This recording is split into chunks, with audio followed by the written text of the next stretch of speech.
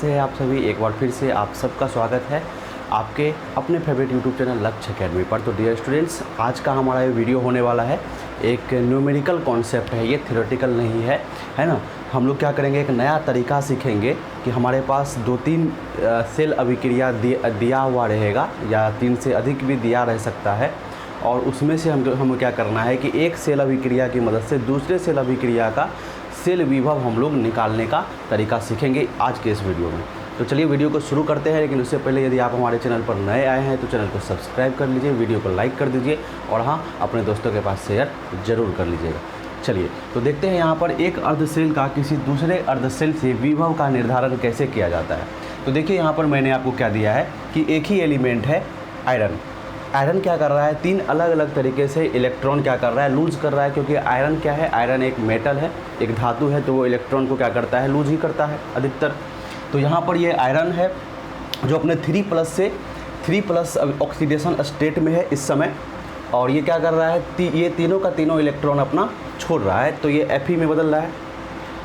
Fe3+ यहाँ पर सिर्फ एक इलेक्ट्रॉन छोड़ रहा है तो Fe2 में बदल रहा है, और Fe2+ यहाँ पर 2 इलेक्ट्रॉन को छोड़ नहीं रहा है, ये एक्सेप्ट कर रहा है। यहाँ पर इलेक्ट्रॉन क्या करते हुए दिखाया गया है, एक्सेप्ट करते हुए दिखाया गया है।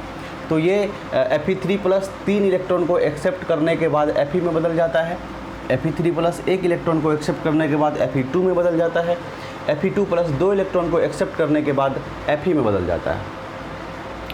और यहाँ पर देखिए आपको इस सेल का क्या निकालना है, इस सेल रिएक्शन का आपको सेल विभव का मान, मानक सेल विभव का मान निकालना है। और यहाँ पर 2 और सेल अभिक्रियाएं हैं, इनकी मदद से हम इसके सेल विभव का मान क्या कर सकते हैं, निकाल सकते हैं, ठीक है। लेकिन उससे पहले ये समझिए कि यहाँ पर हमें कुछ चीज़ें चाहिए। ये देखिए कि यहाँ पर आपको क्या दिखाया गया है, यहाँ पर जितनी भी सेल अभिक्रियाएँ हैं, ये सेल अभिक्रियाएँ हाफ सेल रिएक्शन है, अर्ध सेल अभिक्रिया है ना। ये पूरा सेल अभिक्रिया नहीं है, मतलब सेल रिएक्शन नहीं है, ये सेल अभिक्रिया नहीं है, ये हाफ सेल रिएक्शन है, अर्ध सेल अभिक्रिया है। और ये क्या होते हुए दिखाया गया है आपको, तो इसमें तीनों में क्या हो रहा है, तो रिडक्शन हो रहा है। क्या हो रहा है, रिडक्शन हो रहा है, यानी कि अवकरण हो रहा है। कैसे, तो देखिए चार्ज क्या हो रहा है, घट रहा है। 3+ से यहाँ 0 है, यहाँ 3+ से 2 है, यहाँ 2 से 1 है। तो यहाँ पर आपको स्टैंडर्ड रिडक्शन पोटेंशियल निकालना है। क्या निकालना है, स्टैंडर्ड रिडक्शन पोटेंशियल। तो यहाँ पर E0 की जो बात हो रही है, तो एक्चुअली में हमें यहाँ पर क्या पूछा जा रहा है, स्टैंडर्ड रिडक्शन पोटेंशियल पूछा जा रहा है, मानक अवकरण विभव पूछा जा रहा है, क्योंकि ये जितनी भी अर्धसेल अभिक्रियाएँ हैं इन सभी में क्या हो रहा है, अवकरण हो रहा है, ठीक है। चलिए अब देखिए हमारे पास एक फॉर्मूला होता था, ज़रा सा उस फॉर्मूले को आप याद करेंगे तो आपको कुछ समझ में आएगा। एक फॉर्मूला होता था ΔG0 = -FE0, ठीक है।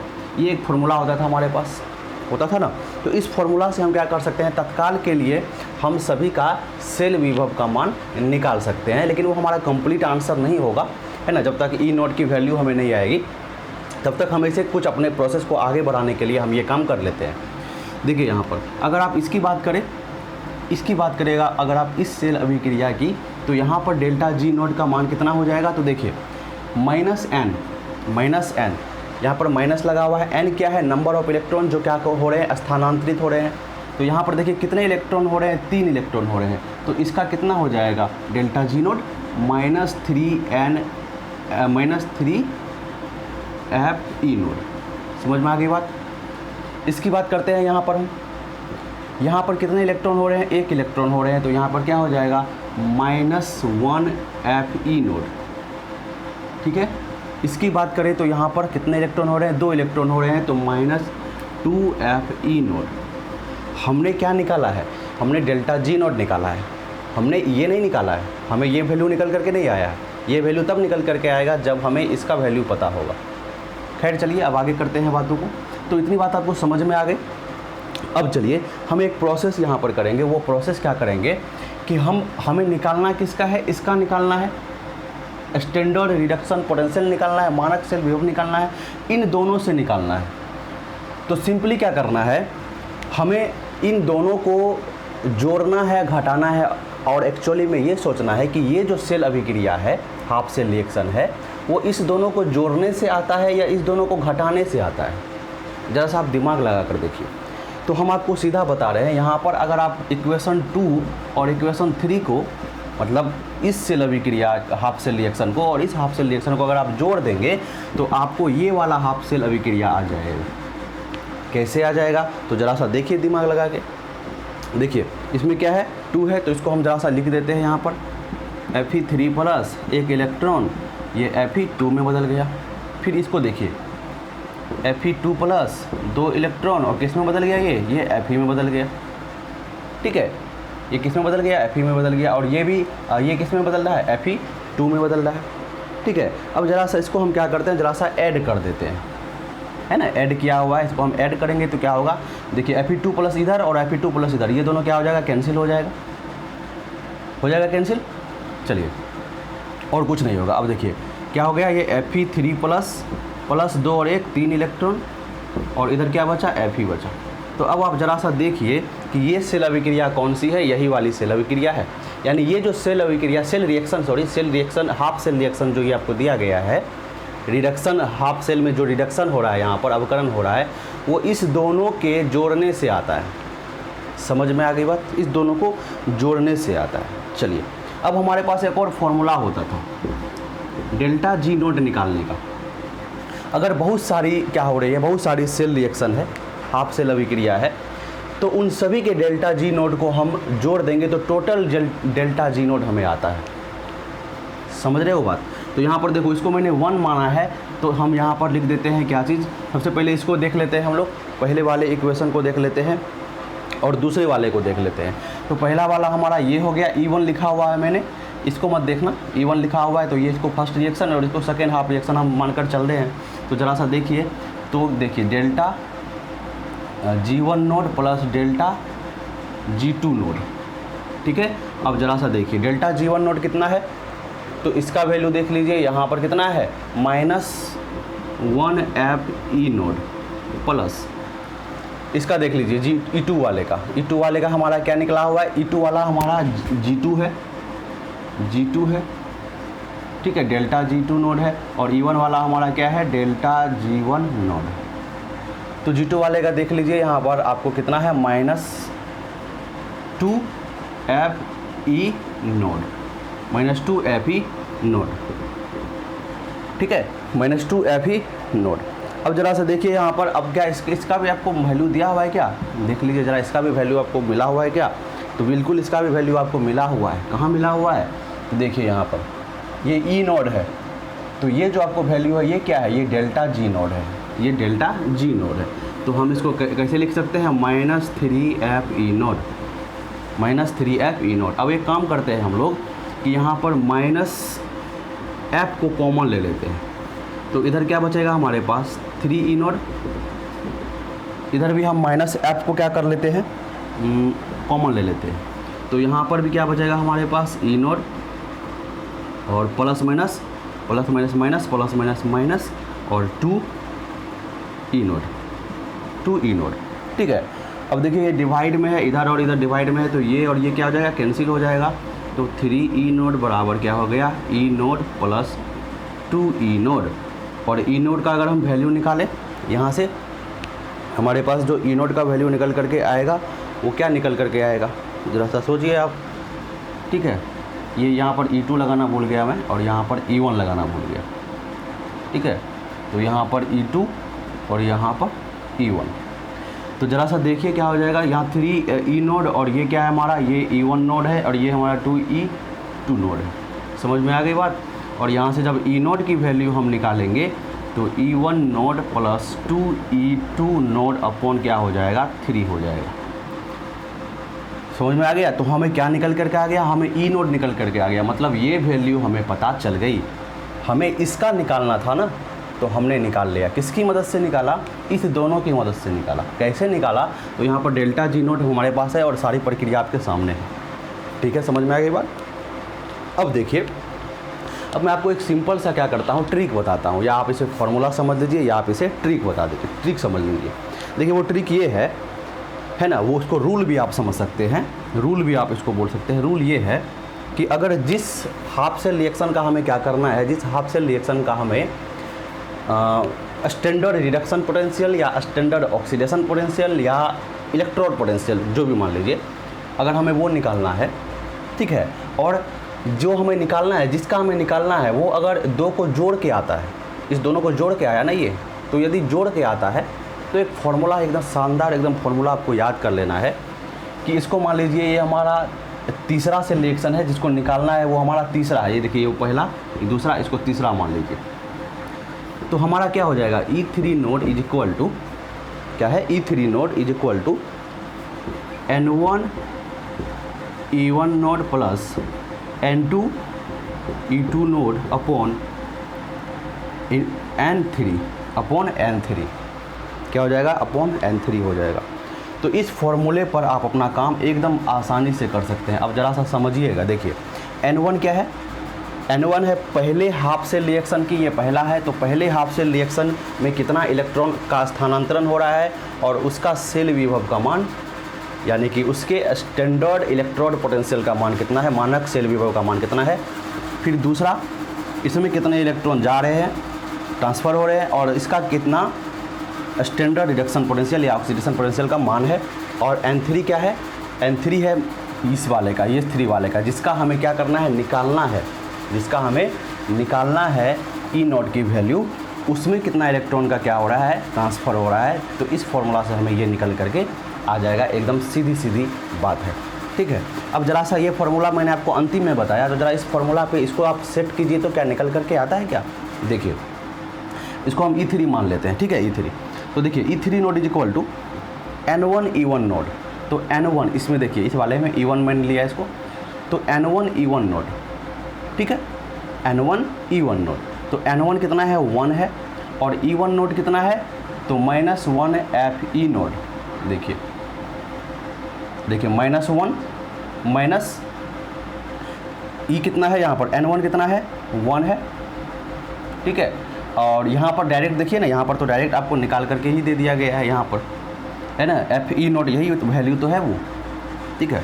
देखिए ज़रा सा मैं आपको यहाँ पर बताता हूँ, देख लीजिए इसको ज़रा सा यहाँ पर मैं करता हूँ। देखिए E3 node is equal to N1, इसकी देखिए, इसकी बात कर रहा हूँ मैं, N1 कितना है, 1 है, into E1 node, E1 node कितना है, E1 नोड की वैल्यू कितनी है, तो E1 नोड का वैल्यू आपको यहाँ पर पता चल रहा है क्या, नहीं पता चल रहा है। E1 नोड की वैल्यू पता नहीं चल रहा है, तो कैसे करेंगे अब इसको हम, छोड़िए उतना दिमाग नहीं लगाना है, एकदम सीधी से अगर हम बात करें, देखिए सीधा तरीका से बात करें तो ऐसे समझिए, देखिए ऐसे समझिए, N1 into E1 node plus N2 into E2 node upon N3। तो यहाँ पर देखिए एक्चुअली में आपको E1 नोड का यहाँ पर दिया गया है क्या, वैल्यू नहीं दिया गया है, दिया गया है कुछ कि 0.20 वोल्ट, इस क्वेश्चन में नहीं दिया गया। ये एक जनरल हमने एक तरीका लिया था, इसमें आपको कहीं भी आपको इसका मान नहीं दिया गया है ना, E1 नोड या E2 नोड का कहीं पर वैल्यू नहीं दिया गया है। ये तो एक जनरल तरीका है, आपको E2 नोड E1 नोड का मान दिया रहेगा, आप उस जगह पर बैठा देंगे तो आपको वैल्यू, एग्जैक्ट वैल्यू निकल करके आ जाएगा। तो यहाँ पर देखिए क्या हो रहा है, N1 E1 नोड, तो E1 नोड है, E1 में कितनी इलेक्ट्रॉन है, 1 है, तो 1 को आप E1 नोड से मल्टीप्लाई कर देंगे कितना आ जाएगा, E1 नोड आ जाएगा। अब देखिए यहाँ पर इस वाले में देखिए E2 नोड वाले में कितना है, N का वैल्यू 2 है, तो N2 2 है, 2 को क्या करेंगे, E2 नोड से बना कर देंगे, तो 2 E2 नोड आ गया। और नीचे में N3 क्या है हमारा, ये है जिसका हम लोग निकाल रहे हैं वो N3 है, तो नीचे में 3 आ गया, तो ये हमारा वैल्यू निकल करके आ गया। समझ में आ गई बात। लेकिन ये ऐसा कब होगा, जब जिसका हमें निकालना है सेल विभव, वो जब जोड़ के आ रहा है तब, जैसे इस दोनों को जोड़ के ये आ रहा है तब, उस कंडीशन में ऐसा हम लोग करेंगे। समझ में आ गई बात, बहुत ही आसान बात है। चलिए अब हम देखते हैं दूसरा तरीका, एक दूसरा तरीका देखते हैं। उसमें हमें क्या होगा कि जो तीसरा सेल जिसे हमें निकालना है वो घटा करके आएगा, उसका वैल्यू क्या आएगा, माइनस करके आएगा। तो उस केस में भी देख लेते हैं। चलिए अब ज़रा सा इस वाले क्वेश्चन को देखिए, एग्जाम्पल को देखिए। यहाँ पर MnO4 माइनस है ना, ये 3 इलेक्ट्रॉन को एक्सेप्ट करके MnO2 में निकल रहा है। मतलब यहाँ पर जितनी भी हाफ सेल अभिक्रिया है, अर्ध सेल अभिक्रिया है, वो सारी की सारी कैसी है, तो सभी के सभी इसमें जो है वो रिडक्शन हो रहा है इसमें, ठीक है ना, यानी कि अवकरण अर्ध सेल अभिक्रिया है ये सभी, है ना, अवकरण अर्ध सेल अभिक्रिया, रिडक्शन हाफ सेल रिएक्शन। तो देखिए यहाँ पर इस Mn का जब आप ऑक्सीडेशन स्टेट निकालेंगे, ऑक्सीडेशन नंबर, इस पर चार्ज निकालेंगे तो कितना निकल कर आएगा, 4 × -8 और -1 -9 ठीक है, -8 और ये क्या है आपका, ये -1 है तो -9 और उधर जाएगा तो कितना हो जाएगा, +9 हो जाएगा। ठीक है, MnO4 ये तो +9 और ये Mn2 2 जा -4 और उधर जाएगा तो +4 तो 3। देखिए ऑक्सीडेशन स्टेट कैसे निकाला जाता है, ये सब 11th की बात है, आप लोगों ने पढ़ा होगा थोड़ा सा, है ना। अगर हम Mn का निकालना है तो ऑक्सीजन का कितना होता है, ऑक्सीजन का -2 होता है, तो 4 ऑक्सीजन है तो कितना हो जाएगा, 4 × -2 प्लस एक चार्ज पहले से है -1 तो कितना हो गया, 4 2 जा -8 प्लस -9 हो गया ये। ठीक है, तो यहाँ पर जो Mn है वो +-9 ऑक्सीडेशन स्टेट में है, 3 इलेक्ट्रॉन एक्सेप्ट कर रहा है, क्या कर रहा है, 3 इलेक्ट्रॉन। एक काम कीजिए, छोड़िए इन सब कॉन्सेप्ट को हटाइए, नहीं तो आपको कन्फ्यूजन होगा, क्योंकि आपने 11th में शायद नहीं पढ़ा हो तो फिर आपको ही कन्फ्यूजन होगा। तो सीधी सी बात, हम ऐसा करते हैं यहाँ पर कि सब जगह रिडक्शन हो रहा है, सब जगह क्या हो रहा है, सब जगह रिडक्शन हो रहा है, और हमें हमारा क्या दिया हुआ है, हमें स्टैंडर्ड रिडक्शन पोटेंशियल की मान दी गई है, मानक अवकरण विभव का मान दिया गया है। हालांकि E1 नॉट लिखा हुआ है तो ये सेल विभव नहीं है, हम देख पा रहे हैं कि यहाँ पर रिडक्शन हो रहा है, तो एक्चुअली में ये क्या है, ये इलेक्ट्रोड पोटेंशियल नहीं है, ये क्या है, स्टैंडर्ड रिडक्शन पोटेंशियल अवकरण विभव है, और ये मान हमें दिया गया। अब ज़रा सा देखिए, हमें इसका निकालना है, तो ज़रा सा देखिए कि इस दोनों को, इसका कैसे निकलेगा, ये सेल अभिक्रिया कैसे आएगी, तो इस दोनों को या तो जोड़ के या तो घटा के, तो आप इसको, इस ऑपरेशन को करना, घर पे बैठ के देखना कैसे होता है। ठीक है, मैं आपको सीधा बता देता हूँ कि चलो ये पहला अभिक्रिया है, ये दूसरा है और ये तीसरा है। तो जब आप दूसरे सेल रिएक्शन से तीसरे को क्या करोगे, घटाओगे, इसमें से आप जब क्या करेंगे, इसको घटाएंगे, तब आपका क्या होगा कि ये वाला सेल अभिक्रिया निकल करके आएगा, ये वाला निकल करके आएगा। समझ में आ गई बात। तो अगर ऐसा होता है कि जिसका आपको निकालना है वो किसी दूसरे को घटा कर आता है, तो बस आपको कुछ नहीं करना है, जो फॉर्मूला मैंने आपको अभी बताया था, E3 node is equal to क्या बताया था मैंने, N1 E1 नोड प्लस बताया था, यहाँ माइनस हो जाएगा, और N2 E2 नोड और अपॉन N3। इस फॉर्मूला पे आप डायरेक्ट पुट कीजिए, आंसर आपका आ जाएगा। देखिए N1 कितना है यहाँ पर, ये हमारा है, ठीक है, ये E1 है तो ये हमारा क्या है, N1 में 5 इलेक्ट्रॉन लॉस हो रहा है, तो 5 × E1 नॉट की वैल्यू दी हुई है 1.51, ठीक है, माइनस N2 कितना है हमारा, देखो 2 है, और यहाँ पर कितनी वैल्यू दी गई है इसकी, 1.23 दी गई है, 1.23 अपॉन डिवाइड हम कर देंगे किससे, N3 से। इसमें कितने इलेक्ट्रॉन जा रहे हैं, 3 जा रहे हैं, तो इसको आप सॉल्व कर लेंगे तो कितना आ जाएगा, ये 1.51 × 5, तो ये आपको आ जाएगा 1 × 5, तो 5 1 जा 5, 5 25 का 5 2 7.55 माइनस 2 × 1.23 × 2, तो 3 2 जा 6, 2 2 जा 4, 2 1 जा 2, 2.46 अपॉन 3, तो ये वैल्यू कितनी आ जाएगी, 7.55 माइनस 2.46, इसको आप क्या कर लेंगे, माइनस कर लेंगे, तो आपको ये निकल करके आ जाएगा। ठीक है ना, चलिए, तो ये आपको निकल करके आएगा 5.09 अपॉन 3। ठीक है, इतने पर हम छोड़ देते हैं, आप इसको और डिवाइड कर लेंगे तो आपको कितना आ जाएगा, तो ये जो आंसर है वो लगभग आपको 1.69 वोल्ट के बराबर आएगा, 1.69 वोल्ट के बराबर आएगा। तो देखा आपने, बस करना क्या है, आपको ये पता लगा लेना है कि किसको घटा कर क्या आ रहा है ना।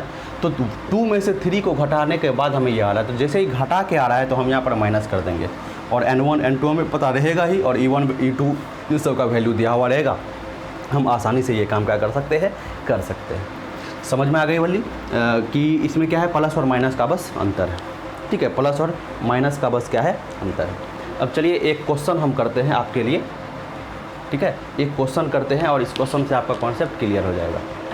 चलो हमारे पास ये क्वेश्चन है, हमारे पास, और इस क्वेश्चन में आपको जो है देखना है कि किस तरह से सॉल्व हम करेंगे। तो देखिए सबसे पहले देखिए यहाँ पर क्या हो रहा है, यहाँ जो कॉपर है Cu2 + Cu प्लस में आ रहा है, मतलब चार्ज क्या हो रही है, घट रही है, और जब चार्ज घटता है तो क्या होता है, अवकरण होता है। तो ये क्या हो रहा है, अवकरण हो रहा है, इसका अवकरण हो रहा है, यानी कि इसका रिडक्शन हो रहा है। अच्छा, इसकी बात करें इसको लेकर के, तो यहाँ पर क्या हो रहा है, 2 प्लस से 3 प्लस में जा रहा है, मतलब चार्ज बढ़ रहा है, मतलब ऑक्सीकरण हो रहा है। क्या हो रहा है, ऑक्सीकरण हो रहा है। यहाँ अवकरण हो रहा था, यहाँ क्या हो रहा है, ऑक्सीकरण हो रहा है। समझ में आ गई बात। अब देखिए हम लोग जानते हैं हमारे पास फॉर्मूला होता है, ई नोड सेल का फॉर्मूला क्या होता है कि स्टैंडर्ड रिडक्शन पोटेंशियल किसका, कैथोड का, माइनस स्टैंडर्ड रिडक्शन पोटेंशियल किसका, एनोड का। होता है कि नहीं होता, ये फॉर्मूला हमारे पास होता है। अब ज़रा सा गौर करके देखिएगा यहाँ पर कि आपको यहाँ पर क्या दिया गया है, स्टैंडर्ड रिडक्शन पोटेंशियल दिया गया है ना। इसका यहाँ पर अवकरण हो रहा है, इसका स्टैंडर्ड रिडक्शन पोटेंशियल आपको दिया गया है, इसका पूछ रहा है आपको, इसका स्टैंडर्ड रिडक्शन पोटेंशियल आपसे पूछा जा रहा है।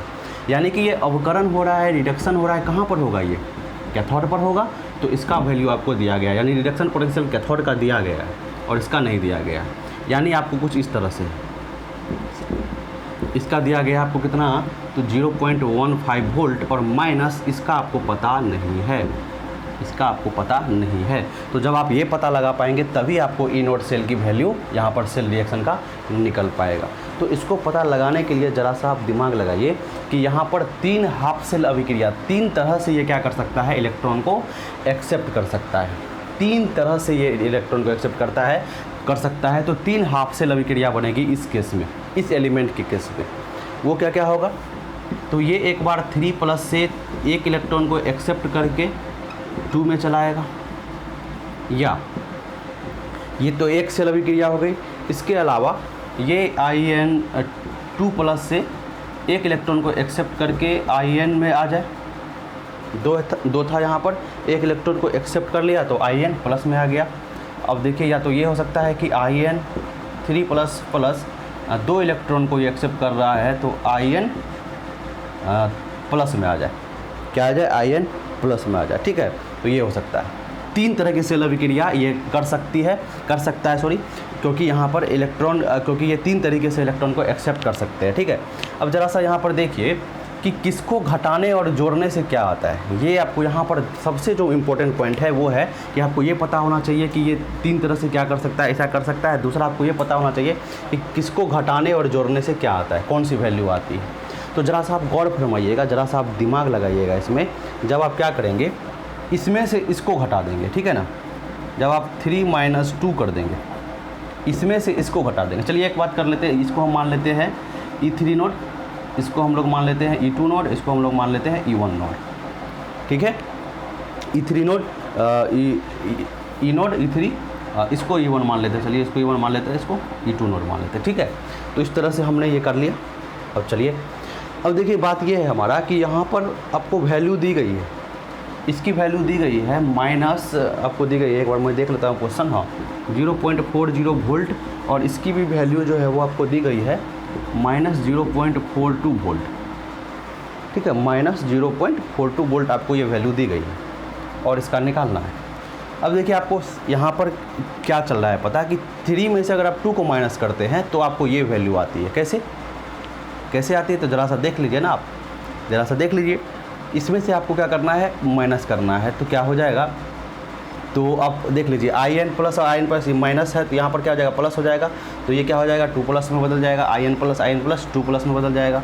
ठीक है, इस तरह से आप इसको करेंगे तो आपको ये वैल्यू निकल करके आएगी। यानी यहाँ से अगर आप E3 नोड की वैल्यू निकालते हैं, अगर आप इसका वैल्यू निकालना चाहते हैं तो आपको क्या करना होगा इसके लिए, तो इसके लिए सीधा सा हमारे पास क्या था, सीधा सा एक तरीका था, क्या था कि N1 into E1 node, N1। तो देखो यहाँ पर हमारा ये E1 है तो N1 कितना है, 1 है, और ये कितना दिया गया है 0.40 माइनस, अब यहाँ पर देखो 2 है, और ये कितना दिया गया है -0.42 दिया गया है।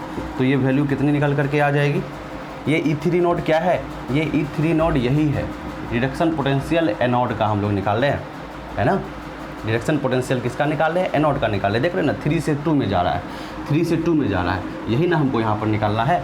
ये देखिए 3 से 2 में, तो हमें इसकी वैल्यू चाहिए, 3 से 2 वाले की वैल्यू चाहिए। हमें इन दोनों की वैल्यू से कोई मतलब नहीं है, इन दोनों की वैल्यू से हमें वो डायरेक्ट नहीं निकलेगा, हाँ इसकी मदद ज़रूर लेनी पड़ेगी।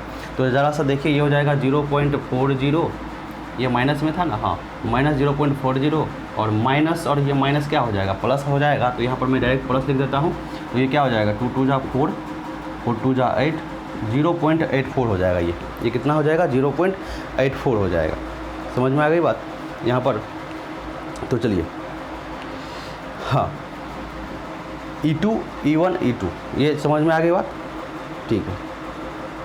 अब देखिए यहाँ पर कुछ एक मिस्टेक हो रहा है। यहाँ पर मिस्टेक ये हो रहा है कि इसको पहले हमें लिखना चाहिए था, क्योंकि 3 में से 2 घट रहा है ना, 3 में से क्या हो रहा है 2 घट रहा है, 3 में से 2 घट रहा है। तो 3 वाला तो हमारा ये है, तो पहले इसको लिखना है तब इसको लिखना है, ये मिस्टेक हो गई।